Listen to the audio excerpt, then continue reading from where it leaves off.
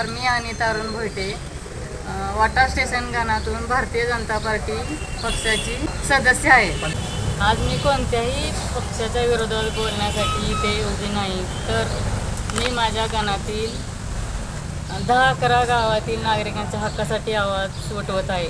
पंचायत समितीच्या निधी वाटपामध्ये आमच्या गणावर दुजाभाव होत असल्याची भावना निर्माण झाली आहे.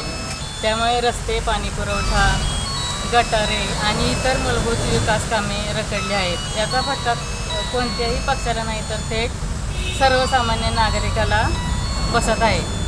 माझी मागणी अतिशय स्पष्ट आहे. निधीचे वाटप राजकीय पक्ष पाहून नव्हे, तर गरज आणि नियमानुसारच झाली पाहिजे. प्रत्येक गावाला न्याय मिळालाच पाहिजे. विकासावर कोणाचीही मक्तेदारी नसते आणि जनतेच्या हक्कातून ती कोणालाही रोखता येणार नाही.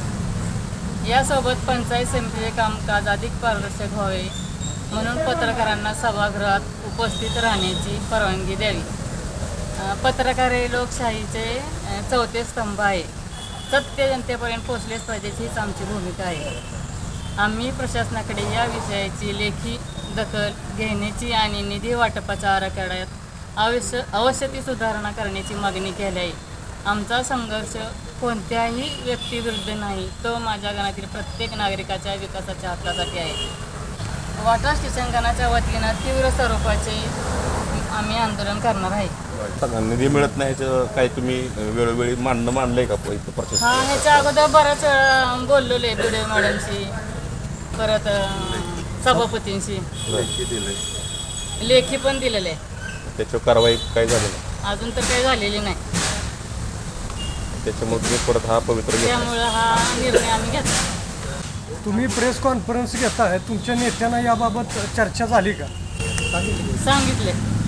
ग्रामविकास मंत्री आहेत आपले, ग्रामविकास मंत्रीच्या भावांना पण आम्ही सांगितले आणि रणजित दादांना, प्रियाताईंना.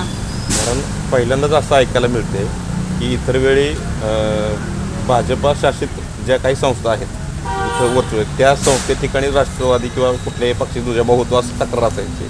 आज पहिल्यांदा असं ऐकायला मिळतं की भाजपाच्या सदस्यांना निधीबाबत तक्रार मांडायला लागते त्यांच्याच सरकारमध्ये. तर आम्ही वरच्या पातळीवर जाऊन काय करायचं ते प्रयत्न करू. लेखी तर देणारच आहे.